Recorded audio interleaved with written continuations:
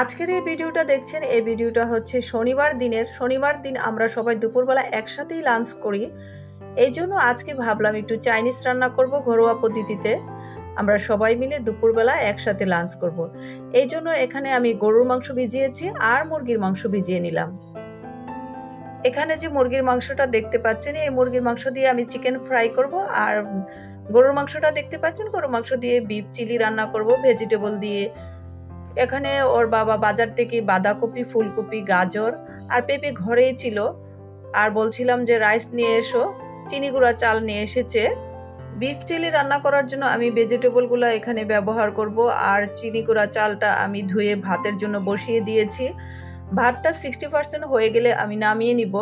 এখানে গরুর মাংসটা ছোট ছোট করে কেটে নিয়েছি বিফ চিলি রান্না করার জন্য, এভাবে কেটে নিয়েছি। পেঁয়াজগুলোকে আমি কিউব করে কেটে নিয়েছি ভেজিটেবলে দেওয়ার জন্য। এই যে ভেজিটেবলগুলা, বাঁধাকপি এইভাবে কেটে নিয়েছি, আর গাজর, পেঁপে, ফুলকপি আমি আজকে দেইনি। ফুলকপি দিলে একটু সিদ্ধ করে নিতে হয়, এই জন্য আমি দেইনি। চিকেনগুলোকে ম্যারিনেট করে নিয়েছি মশলা দিয়ে।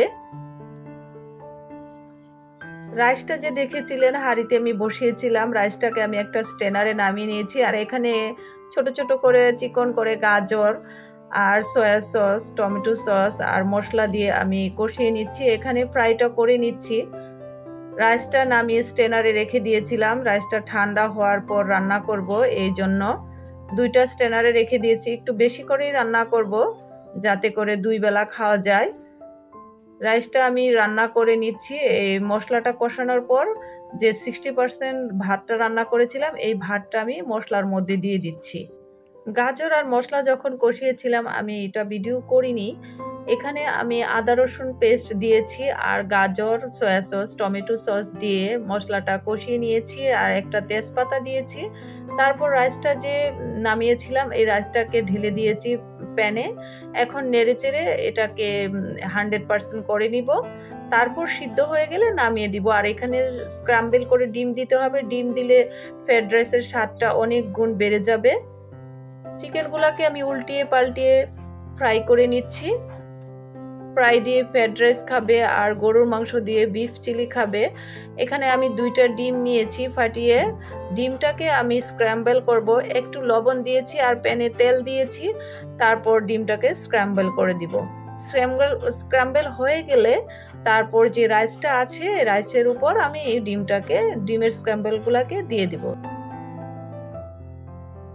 আমি কাঠির সাহায্যে একটু নেড়েচেড়ে ডিমটাকে ছোট ছোট করে ফেটে নিচ্ছি, আর এভাবে স্ক্র্যাম্বল হয়ে যাচ্ছে। স্ক্র্যাম্বলের দানাগুলা রাইসে থাকলে রাইসটা খেতে অনেক ভালো লাগবে।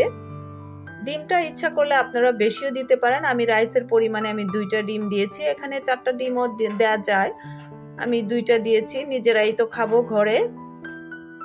এই তো আমার রাইসটা প্রায় হয়ে এসেছে। এখন আমি ডিমগুলোকে উপরে দিয়ে একটা ঢাকনা দিয়ে রেখে দিব, তাহলে মোটামুটি সিদ্ধ হয়ে যাবে, আর খাওয়ার সময় নামিয়ে নিব।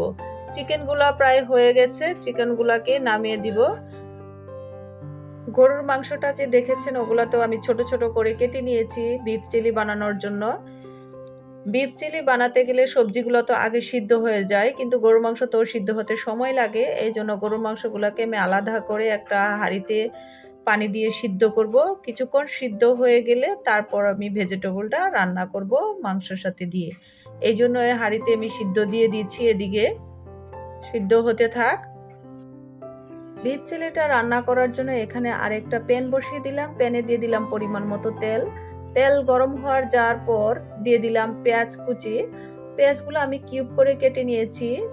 চাইনিজে কিউব করে পেঁয়াজ ভালো লাগে, আর পেঁয়াজগুলো বেশি টানানো যাবে না, একটু সফট হয়ে গেলেই আমি সব ভেজিটেবল আর মাংসগুলো দিয়ে দিব।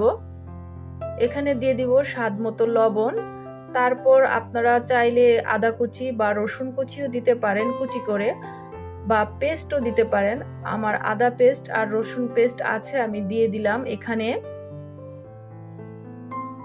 হাফ টেবিল চামচ আদা বাটা, হাফ টেবিল চামচ রসুন বাটা। তারপর নেড়েচেড়ে একটু মশলাটা কষিয়ে নিব।